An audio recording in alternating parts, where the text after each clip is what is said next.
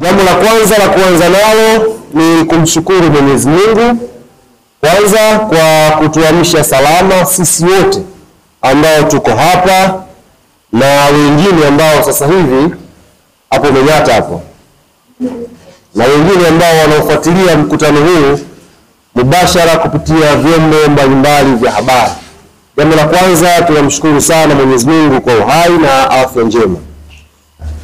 Lakini jambo la pili, sisi kama klabu ya Young Africans tunamshukuru sana Mwenyezi Mungu Mungu wa rehema kwa kutujalia mafanikio ya kupata ubingwa wa ligi kuu ya NBC kwa msimu wa 2024-25.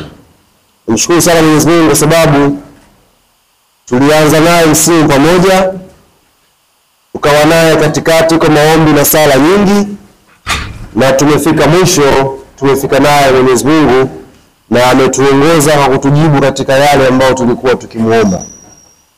Ambao tulimuomba msimu huu kwa upande wa ligi kuu ya NBC, tunasema asante kwa sababu tayari kombe hili hapa la ligi kuu ya NBC lipo kwenye mikono ya Young Africans Sports Club, ikiwa ni mara ya 4 mfululizo. Kwa tafsiri nyepesi ni kwamba mtoto aliyeanza form 4, aliyeanza form 1, aliyeanza form 1 ameshamaliza form 4 akiwa anaiona Yanga ikiwa mabingwa wa ligi kuu ya NBC. Yaani kijana yote ambaye alianza form 1 amesoma form 2, form 3 na form 4, kwenye macho yake anapoulizwa mpira, Tanzania anaiona Yanga ikichukua hili kombe kwa miaka 4 mfululizo. Hili jambo la kumshukuru sana Mwenyezi Mungu. Lakini jambo la pili ni kutoa shukrani zetu za dhati kwa Mheshimiwa Rais wa Jamhuri ya Muungano wa Tanzania Daktari Samia Suluhu Hassan. Naweza mkao mnajiuliza kwa nini tumemweka namba 2 Mheshimiwa Rais na kumpa shukrani. Baada ya Mwenyezi Mungu tunasema tumshukuru Mheshimiwa Rais kwa sababu kitendo cha taifa letu la Tanzania, amani kutawala, uungwana kuwepo, utulivu kushamiri, umefanya mchezo wa mpira wa miguu unachezwa kwa mafanikio makubwa. Na sisi katika kipindi hiki cha Mheshimiwa Samia akiwa anaongoza taifa letu, kama club tumepata bahati ya kuwa na mafanikio mengi. Kwa tunaamini utulivu wa taifa letu, usalama ambao unapatikana ni chachu ya mafanikio ya kimpira kwa nchi yetu, lakini pia kwa klabu yetu ya Young Africans. Kwa tunamshukuru sana Mheshimiwa Rais kwa sababu mambo yangekuwa hayakaliki hapa Tanzania, leo hii ubingwa huu wa NBC tusingekuwa nao hapa klabu. Lakini mambo yanakwenda salama, nchi imetulia, nchi ina furaha, na ndio wananchi tunafanya kazi yetu kwenye pitch kupambana kupata matokeo mazuri. Kwa hiyo hili kombe pia ni zawadi kwa Mheshimiwa Rais wa Jamhuri ya Muungano wa Tanzania Daktari Samia Suluhu Hassan. Tunajua yuko na ratiba nyingi kwa ajili ya kuijenga nchi yetu ya Tanzania, lakini tumuombe mama yetu wakati ambao atapata muda wa ziada wa kupumzika, basi klabu hii itakuwa tayari kuipeleka zawadi hii akaishuhudie Mheshimiwa Rais kwamba bana kazi nzuri unayofanya kwenye kujenga taifa letu upande huu wa michezo, matunda yake ndio kama haya ambayo klabu ya Young Africans tunayapata. La tatu ni kuwashukuru wanachama, mashabiki na wapenzi wa klabu yetu ya Yanga.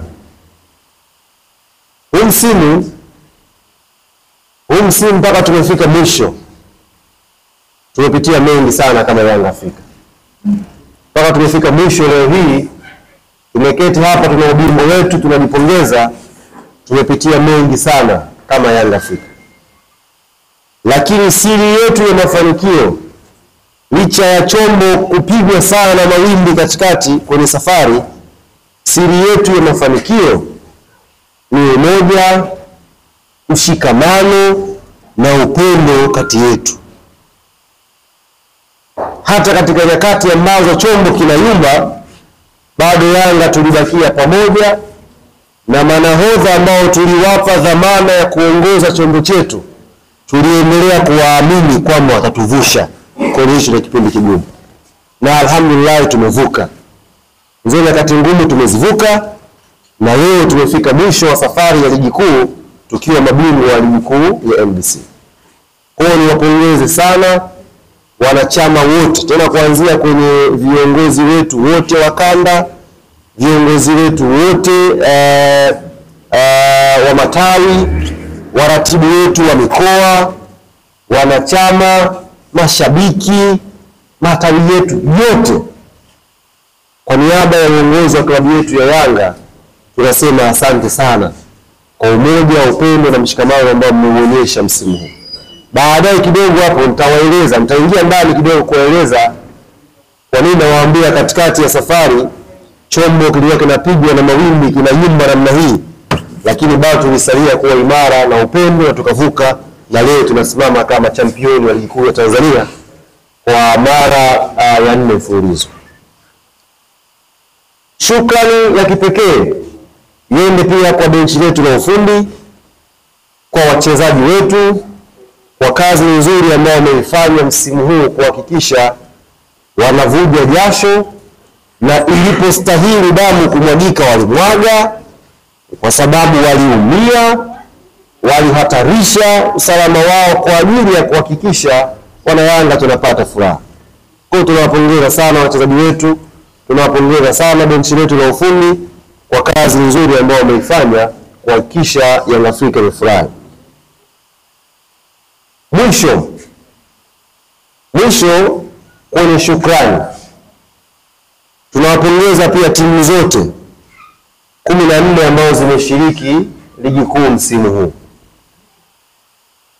Sisi Yanga na hizo timu 14 ambazo zimeshiriki, tunawapongeza sana. Mmetupa ushindani mkubwa, mmetupa changamoto nzuri, na hakika mmeifanya ligi yetu imepanda kiwango.